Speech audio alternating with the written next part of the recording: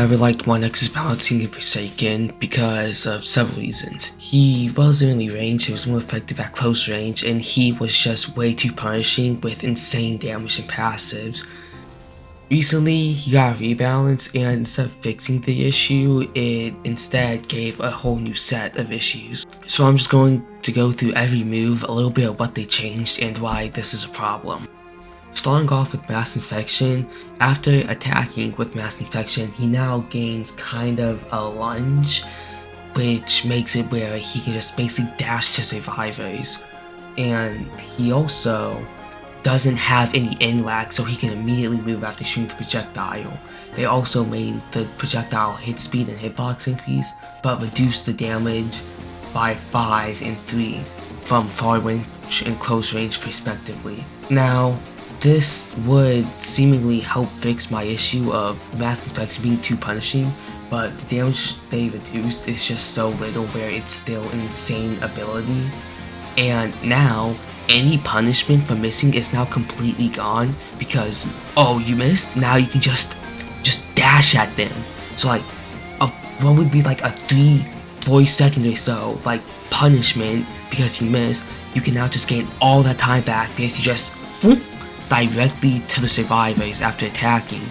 So this ability that does almost as much damage as a walk speed override, a little more, a little less, like about by 7, it now just has almost no punishment to missing, which is why it's such a high damage ability, does even more if the person has glitch, and there's just almost no punishment.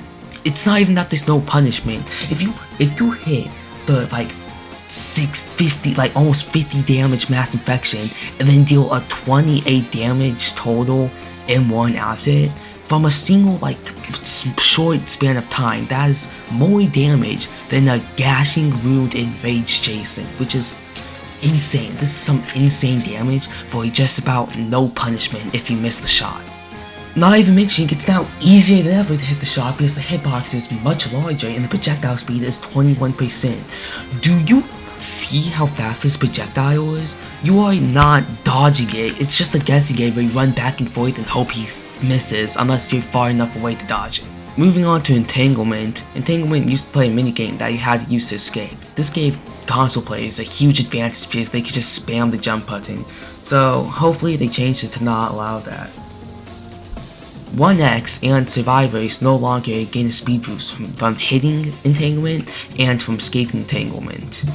The damage is increased from 10 to 15, and the projectile can no longer hit from super far away because it has a much shorter lifetime.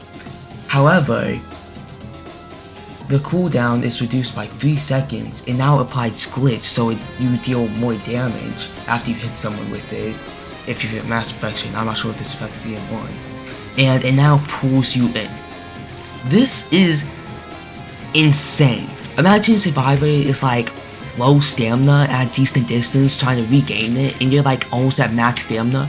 You hit Entanglement, they are very low stamina, then pull directly to you to have in like high stamina. So not only is a chase starting with you at massive stamina advantage, they also take 15 damage and then a 28 damage in one, and then the chase starts with you directly behind them with buffed walk speed.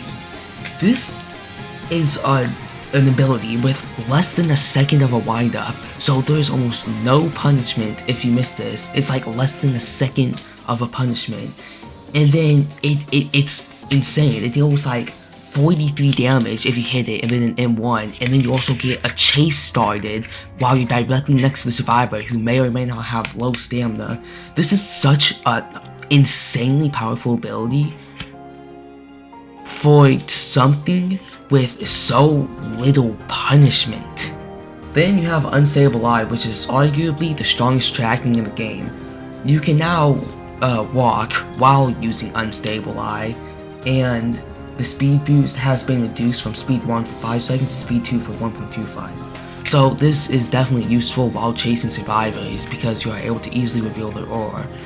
So how does this really change it?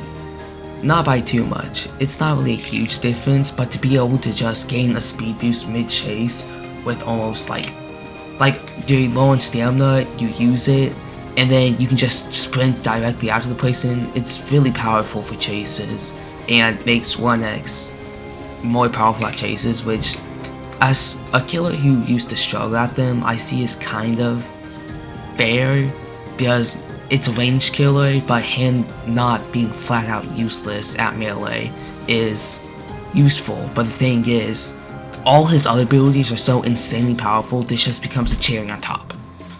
Now we have minions, which are also a second cherry on top. These are insanely annoying and they got a pretty decent nerf.